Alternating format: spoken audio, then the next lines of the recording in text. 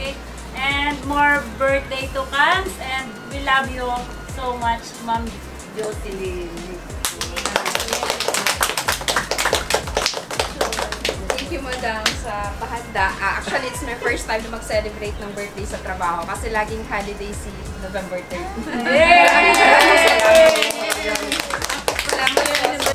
Hello, good afternoon sa everyone. Happy birthday, Ma'am Jocelyn Umali. Madam Jo, may ate, Sako Aguila. Sana ay marami pang birthday na darating sa iyo. More blessings to come. Pagpalain ka ng Panginoon. Sana ay hindi ka magbago. Ipagpatuloy mo lang ang iyong kabaitan sa kapwa mo, kaempleyado, at lalong-lalo na sa ating kumpanya. Salamat sa mga tulong mo para sa ating kumpanya.